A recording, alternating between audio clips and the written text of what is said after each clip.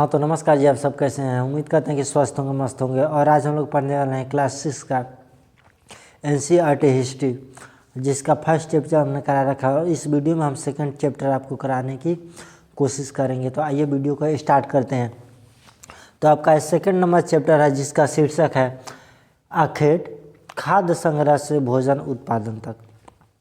यानी कि जो मनुष्य थे वो पहले आखेट करते थे, उसके बाद में खाद्य संग्रह यानी कि जो खाने पीने की सामान थे उसे संग्रह संचित करना सीखे। उसके बाद में वह धीरे धीरे उत्पादन करना भी सीख गए। पहले मनुष्य जंगलों में रहा करते थे और वहाँ पे पशु पक्षियों का शिकार करते और उसे अपना भोजन बनाते, उसे अपना निवाला बनाते। धीरे धीरे वह क्या करते कि उसको संचित करना, संग्रह करना भी सीख गए। वह जैसे मान लीजिए कोई आपत्ति विपत्ति आए, उनके लिए वो भोजन संग्रह करना सीख गए। उसके बाद में उत्पादन, संग्रह करने के कुछ और दिनों बाद वह धीरे धीरे क्या हुआ कि उत्पादन करना भी सीख गए। तुषार अपने एक रिश्तेदार की शादी में दिल्ली से चेन्नई जा रहा था। रेल में उसे खिड़की वाली सीट मिल गई, जहाँ से वह बाहर का नज़ारा देख रहा था और मग्न था। जो तुषार था वह दिल्ली से चेन्नई जा रहा था और वह जिस ट्रेन में जा रहा था, सौभाग्य से उसको खिड़की वाली सीट मिल गई और वह खिड़की से बाहर देखता और बाहर का नज़ारा बहुत ही चाव से लेता। वो बहुत ही आनंद हो जाता जब बाहर का दृश्य देखता, तो उसके मन में बहुत ही खुशहाली थी। तेज दौड़ती गाड़ी से उसने देखा कि पेड़ पौधे, घर, खेत खलिहान बड़ी तेज़ी से पीछे की ओर छूटते चले जा रहे हैं। तभी उसके चाचा ने उसके कंधे पर हाथ रखकर कहा, पता है, लोगों ने मात्र 150 साल पहले से ही ट्रेन यात्रा शुरू किए थे। जो तुषार था यह रेलगाड़ी के खिड़की पे बैठा हुआ था और ये बहुत ही चाव से, बहुत ही आनंद से बाहर का नज़ारा देख रहा था, बाहर का व्यू देख रहा था। इतना ही उनके चाचा भी उनके साथ ट्रेवल कर रहे थे। उनके चाचा उनके कंधे पर हाथ रखते हैं और बोलते हैं कि मात्र 150 साल से ही लोग ट्रेनों बसों से यात्रा करते हैं। तो तुषार के मन में एक विचार चलने लगता है, क्या 150 साल से पहले लोग यात्राएं नहीं करते थे? क्या लोग एक जगह से दूसरे जगह नहीं जाते थे? ये सारे विचार तुषार के मन में चलने लगा और तुषार सोचने लगा ऐसा ही बात। आरंभिक मानव आखिर वे इधर उधर क्यों घूमते थे? यानी कि जो मनुष्य का प्रारंभिक काल था वह इधर उधर क्यों घूमते थे और इधर उधर कैसे वो अपना जीवन व्यतीत करते थे। हम उन लोगों के बारे में जानते हैं जो इस महाद्वीप में 20 लाख साल पहले रहा करते थे। आज हम उन्हें आखेट, खाद्य संग्रहों के नाम से जानते हैं। हम उन लोगों के बारे में जानते हैं जो इस महाद्वीप में 20 लाख वर्ष पहले से रहा करते थे, जिन्हें आज हम लोग आखेट, खाद्य संग्रह के नाम से जानते थे। आखेट का अर्थ होता है जो शिकार करके अपना भोजन करे, जो शिकार करके अपना निवाला बनाए, उसे आखेट संग्रह हम लोग कहते हैं। भोजन का इंतजाम करने की विधि के आधार पर उन्होंने इस नाम से पुकारा जाता है। आमतौर पर खाने के लिए वे जंगली जानवरों का शिकार करते थे, मछलियाँ और चिड़िया पकड़ते, फल मूल, दाने, पौधे, पत्तियाँ, अंडे इकट्ठा किया करते थे। यानी कि जो प्राचीन काल के लोग थे वो अपने भोजन बनाने के लिए मछली, अंडे, पेड़ पौधों से फल वगैरह वो लेते, पेड़ की जड़ें खाते, कंद मूल खाते और वो जंगली जानवरों का शिकार करते और उसे अपना निवाला बनाते के कई कारण हैं। यानी कि जो आखेट संग्रह थे, जो आखेट खाद्य संग्रह समुदाय के लोग एक जगह से दूसरी जगह घूमते रहते थे। यानी कि जो आखेट करने वाले लोग थे वह एक जगह से दूसरी जगह क्या करते थे, घूमते रहते थे। पहला कारण यह है कि अगर वह एक जगह पर ज़्यादा दिनों तक रहते तो आसपास के पौधे, फलों और जानवरों को खाकर समाप्त कर देते। इसीलिए और भोजन की तलाश में वह इन्हीं दूसरे जगहों पर जाना पड़ता था। होता क्या था, जो प्राचीन काल के लोग थे वह ये सोचते थे कि एक ही जगह पर वह रहते, या हम लोग सोचते हैं उन लोगों के बारे में, यदि वो एक ही जगह पे रहते तो एक जगह की सारी जानवरों को मारकर वह खा जाते, वहाँ की फल वगैरह खा जाते। जब वहाँ की ये सारी वस्तुएं समाप्त हो जाती होगी तो फिर वह वहाँ से दूसरे जगह जाते होंगे जहाँ पे उनके भोजन के लिए वस्तुएं प्राप्त हो, इसके कारण भी वह घूमते रहे होंगे। दूसरा कारण यह कि जानवर अपने शिकार के लिए या फिर हिरन और मवेशी अपना चारा ढूंढने के लिए एक जगह से दूसरी जगह जाया करते हैं, इसीलिए इन जानवरों का शिकार करने वाले लोग भी इनके पीछे पीछे जाया करते हैं। देखिए, जंगली जानवर और हिरन अपना चारा ढूंढने के लिए एक जगह से दूसरी जगह जाते हैं। ऐसा भी कहा जाता है इन्हीं जानवरों को पीछा करते करते जो हमारी प्रारंभिक लोग थे वह एक जगह से दूसरे जगह चले जाते थे। उनका रहने का कोई अस्थायी निवासी नहीं होता था, वह एक जगह पे अस्थायी निवास नहीं करते थे। एक दूसरा कारण यह भी हो सकता है। तीसरा कारण यह कि पेड़ों और पौधों में फल फूल अलग अलग मौसम में आते हैं, इसीलिए लोग उन्हें तलाश में उपयुक्त मौसम के अनुसार अन्य इलाकों में घूमते होंगे। यानी कि पेड़ पौधे पे जो फल वगैरह लगते हैं वो क्या लगते हैं, मौसम के अनुकूल ही लगते हैं। जिस मौसम में जिस जगह पे फल लगा उस जगह पे वो लग रहा है, और फिर उस मौसम में उस जगह का फल का मौसम समाप्त हुआ तो एक जगह से वह दूसरे जगह गए और वहाँ पे अपना भोजन का तलाश करने लगे। और चौथा कारण यह है कि पानी के बिना किसी भी प्राणी या पेड़ पौधों का जीवित रहना असंभव होता है, और पानी झीलों झरनों तथा नदियाँ से ही मिलती है। यद्यपि कई नदियाँ और झीलें गर्मियों के कारण सूख जाते हैं और उन लोगों के पास पानी की अभाव होने के कारण वह एक जगह से दूसरी जगह ट्रेवल करते हैं, यानी कि एक जगह से दूसरी जगह यात्रा करते हैं। मनुष्य एक ऐसा प्राणी है जो पानी, भोजन और कपड़ा, मकान इत्यादि की ज़रूरत को महसूस करता है। और प्राचीन काल के लोगों के लिए घर का तो कोई टेंशन ही नहीं था, वह घुमंतु होते थे, कहीं भी रहकर अपना जीवन यापन करते थे। कपड़े के लिए वह पेड़ पौधे से छाल वगैरह निकालते या पशु को मारते, उनके खाल से वह अपना वस्त्र बनाते। और बात रही पानी की, तो पानी की व्यवस्था उन लोगों के अनुकूल ना होने के कारण वे एक जगह से दूसरे जगह घूमते रहते थे। आरंभिक मानव के बारे में जानकारी कैसे मिलती है, यानी कि जो प्रारंभिक मानव है उनके बारे में जानकारी हमें कैसे मिलती है, इसके बारे में हम लोग जानते हैं। पुरातात्विदों को कुछ ऐसी वस्तुएं मिली है जिनका निर्माण और उपयोग आखेट खाद्य संग्रह किया करते हैं। यह संभव है कि लोगों ने अपने काम के लिए पत्थरों, लकड़ियों और हड्डियों के औजारों बनाए हों। इनमें से पत्थर के औजार आज भी बचे हैं। यानी कि जो प्रारंभिक काल के लोग थे वो क्या करते थे, लकड़ी की औजार बनाते थे, पत्थर की औजार बनाते थे और हड्डियाँ की औजार बनाते थे। समय के अनुसार जो लकड़ी होते हैं वह सड़कर नष्ट हो जाते हैं, इसी तरीके से हड्डियाँ भी पुरान होने के कारण नष्ट हो जाती है। मगर एक पत्थर, स्टोन एक ऐसा चीज़ है जो पुरान होने पर भी जल्दी नष्ट नहीं होती है।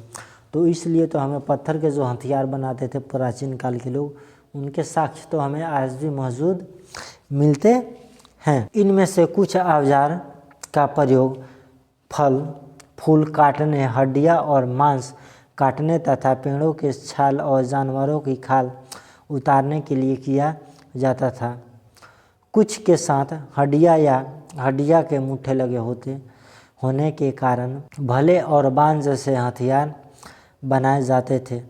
कुछ औजार से लकड़ियाँ काट एक तो अपना झोंपड़ी आशियाना बनाने के लिए प्रयोग करते थे, और दूसरा वह जो पत्थर का औजार बनाते उसमें लकड़ी का वो बेंटा लगाते, मुट्ठा लगाते, या तीर कमान बनाते उससे लकड़ी से। या आप देख सकते हैं कि दोनों पत्थर का औजार है, एक से तो कपड़ा सिलने का काम हो रहा है और दूसरे से पेड़ के जड़ से निकाल कर उसकी जड़ें और उसे भोजन के रूप में स्वीकार किया जाएगा और भोजन के रूप में प्रयोग किया जाएगा। रहने की जगह निर्धारित करना, यानी कि जो लोग रहते थे उसके लिए वह जगह किस तरीके से निर्धारित करते थे, इसके बारे में हम लोग इसमें देखते हैं। मानचित्र हम लोग दो देखेंगे, दो को देखो। लाल त्रिकोणे वाले स्थान वे पूरा स्थान है जहाँ पे आखेट खाद्य संग्रह के होने का प्रमाण मिला है। यानी कि लाल तिनकोना जो भी इसमें मैप में आपको संकेत किया गया है, जैसे देखिए ये लाल है तिनकोना, ये वाला तिनकोना, ये वाला है। यहाँ पे खाद्य संग्रह यानी कि जो प्राचीन काल के लोग थे वहाँ पे रहा करते थे। इनके अलावा भी और कई स्थलों पर आखेट खाद्य संग्रह रहते थे, यानी कि इतने जगह तो रहा ही करते थे और इसके अलावा भी कई जगह वो रहा करते थे। मानचित्र में सिर्फ कुछ ही स्थान को चिन्हित किए गए हैं। कई पुरा स्थल नदियों और झीलों के किनारे पाए गए हैं, यानी कि कितने पुरा स्थल नदियों और झीलों के किनारे पाए गए हैं। देखिए प्यारे बच्चों, हम बता देते हैं आपको पुरा स्थल होता क्या है। पुरा स्थल उस स्थल को कहते हैं जहाँ से प्राचीन वस्तुएं प्राप्त हो, उस स्थल को हम पुरा स्थल कहते हैं। इसके अलावा भी वो कई जगह पर रहा करते थे, जैसे नदियों के किनारे, झीलों के किनारे। हम ये कह सकते हैं कि वो अपना पानी का पूर्ति नदियों से कर लेते होंगे और भोजन का पूर्ति जंगल से शिकार करके और पेड़ के कंदमूल खाकर वो अपना जीवन यापन करते थे। खाद्य संग्रह का होने का प्रमाण अम्बेडकर, जो आपको वर्तमान में मध्य प्रदेश है, यहाँ पे वो रहा करते थे। और उसके बाद में दूसरा है हुंगसी, कुरनूल गुफाएं, यहाँ पे जो खाद्य संग्रह लोग थे वो रहा करते थे। चूँकि पत्थर के उपकरण बहुत महत्वपूर्ण थे, इसीलिए लोग ऐसी जगह ढूंढते रहते थे जहाँ अच्छे पत्थर मिल सके। एक कारण ये भी है कि लोग एक जगह से दूसरे जगह घूमते रहते थे, एक जगह से दूसरे जगह जाते रहते थे, एक जगह वो निवास नहीं करते थे, क्योंकि पत्थर का औजार वो लोग बनाना जानते थे।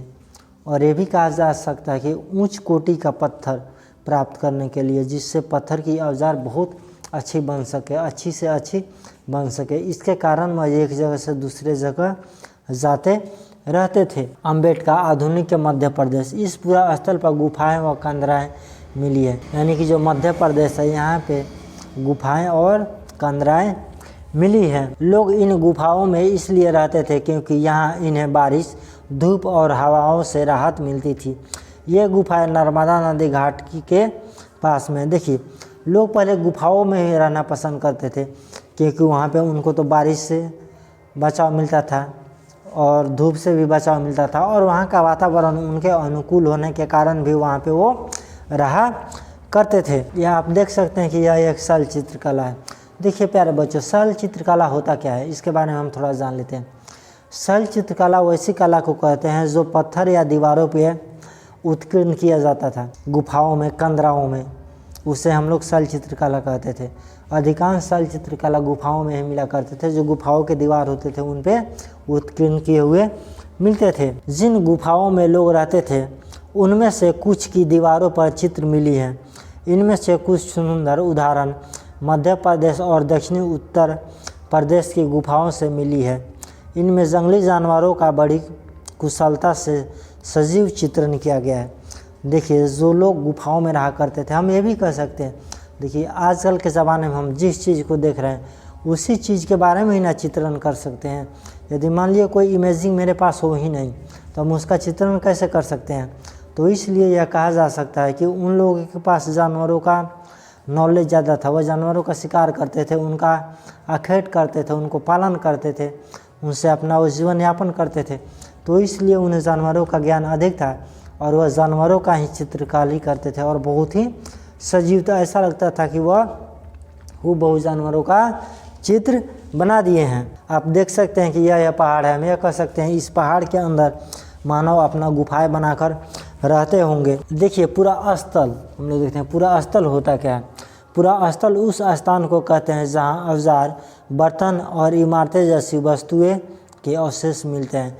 ऐसे वस्तुओं का निर्माण लोगों ने अपने काम के लिए किया था और बाद में वे उन्हें वहीं छोड़ गए। वे ज़मीन के ऊपर, अंदर, कभी कभी समुद्र और नदियाँ के तल में भी पाए जाते हैं। इन पुरा स्थलों के बारे में अपने अगले अध्याय में हम बताएंगे। देखिए पूरा स्थल वो स्थल है जहाँ से पुरानी वस्तु है, हम आपको पहले ही बता चुके हैं। जैसे पुराने ज़माने के जो लोग थे, प्राचीन काल के जो लोग थे, वह क्या यूज़ करते थे, जैसे क्या बर्तन बनाते थे, क्या चीज़ का बर्तन वह रखते थे, क्या खाते थे, किस जानवर को खाते थे, ये सारी वस्तुएं वहाँ से उनकी साक्ष्य मिलती है। बर्तन क्या यूज करते थे, ये सारी तमाम साक्ष्य वहाँ से मिलती है। और जिस जगह से सारे साक्ष्य मिलते हैं उसी स्थल को हम पूरा स्थल कहते हैं। आग की खोज। चित्र संख्या 2 में कुरनूल गुफा ढूंढो, यानी कि जो चित्र संख्या आपका ये 2 है, यहाँ पे आप देख रहे हैं चित्र संख्या, ये आप देख सकते हैं कि यहाँ पे कुरनूल के गुफाएं हैं। ठीक, मानचित्र 2 में कुरनूल की गुफा ढूंढो। यहाँ राख के अवशेष मिले हैं। यहाँ की जो कुरनूल की गुफाएं हैं जो वर्तमान में मध्य प्रदेश में है, वहाँ से राख के अवशेष मिले हैं। राख यानी कि जले हुए अवशेष मिले हैं। इनका मतलब यह है कि आरंभिक लोग आग जलाना सीख गए थे, यानी कि जो कुरनूल के गुफाएं में लोग रहते थे वहाँ पे मान लिया कोई जलाते होंगे, लकड़ी वगैरह जलाते होंगे, तो वहाँ से राख के अवशेष मिले। इससे यह पता चलता है कि प्राचीन काल के लोग जो थे ना वो आग जलाना सीख चुके थे। आग का इस्तेमाल कई कार्यों के लिए किया गया होगा, जैसे कि प्रकाश के लिए, मांस भूनने के लिए और ख़तरनाक जानवरों से को दूर भगाने के लिए। हम यह कह सकते हैं कि आग का उपयोग कई तरीक़ों से किया गया होगा। जंगली जानवरों को भगाने के लिए आग का उपयोग किया गया होगा, रोशनी के लिए आग का प्रयोग किया गया होगा, मांस भूनकर खाने के लिए, भोजन पकाने के लिए किया गया होगा। हम जिस काल के बारे में पढ़ रहे हैं, पुरातत्वविदों ने उनके बड़े बड़े नाम रखे हैं। प्रारंभिक काल को पूरा पाषाण काल कहते हैं, यानी कि जो प्रारंभिक काल है उसे प्रारंभिक काल और पूरा पाषाण काल भी हम कहते हैं। यह 2 शब्द पूरा यूनानी, प्राचीन और पाषाण यानी पत्थर से बना हुआ है, यानी कि जो पूरा पाषाण काल है यह 2 शब्द से मिलकर बना हुआ है।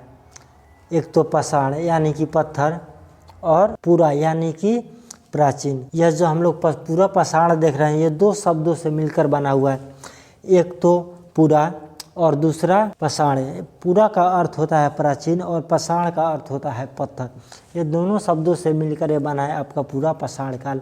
यह नाम पूरा स्थलों से प्राप्त पत्थर के औजारों के महत्व को बताता है, यानी कि जो पूरा पाषाण काल नाम है यह पत्थर से जुड़े हुए औजारों को बताता है। पूरा पाषाण काल 20 लाख साल पहले के दौरान माना जाता है, यानी कि जो पूरा पाषाण का काल है उसे 20 लाख साल पहले को माना जाता है। इस काल को भी 3 भागों में विभाजित किया गया है, यानी कि जो आपका पूरा पाषाण काल है इस काल को भी हम लोग 3 भागों में विभाजित किए हुए हैं। आरंभिक पाषाण काल, मध्य पाषाण काल और उत्तर पाषाण काल। युग मानव इतिहास की लगभग 99% कहानी इसी काल के दौरान घटित हुई है, यानी कि मानव के जितने भी घटनाएं घटी हैं, मानव के जीवन में जितने भी घटनाएं घटी हैं वो अधिकांश घटनाएं पूरा पाषाण आरंभिक काल में ही घटी हुई। और इस आरंभिक काल को हम लोग 3 भागों में बांटते हैं, पूरा पाषाण काल, मध्य पाषाण काल और उत्तर पाषाण काल, जिसे हम लोग आधुनिक पाषाण काल भी कहते हैं। जिस काल में हमें पर्यावरणीय बदलाव मिले हैं उसे मेसोलिथ यानी कि मध्य पाषाण युग कहते हैं। जिस युग में हमें पर्यावरण यानी कि वातावरण, माहौल, पर्यावरण में बदलाव मिले हैं उसे हम लोग मध्य पाषाण युग कहते हैं। इसका समय लगभग 12,000 वर्ष से लेकर 10,000 पहले का माना जाता है। इस काल के पाषाण के औजार आमतौर पर बहुत छोटे होते थे, यानी कि जो मध्य काल के युग थे इसमें जो पत्थर के औजार बने होते थे वो बहुत ही छोटे, सूक्ष्म और उच्च कोटि का होता था। इन्हें माइक्रोलिथ यानी कि लघु पाषाण भी कहा जाता है। मध्य पाषाण काल को माइक्रोलिथ भी यानी कि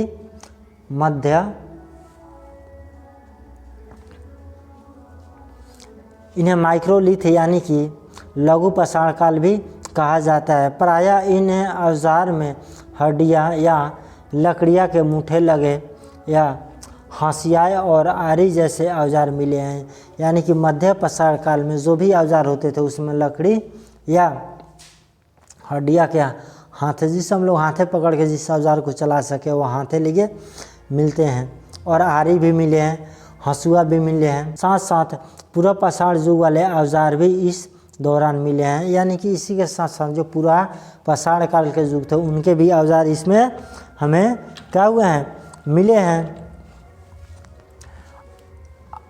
आगे युग की शुरुआत लगभग 10,000 साल पहले होती है। इन्हें नवपाषाण काल युग कहते हैं। नवपाषाण काल क्या मतलब होता है?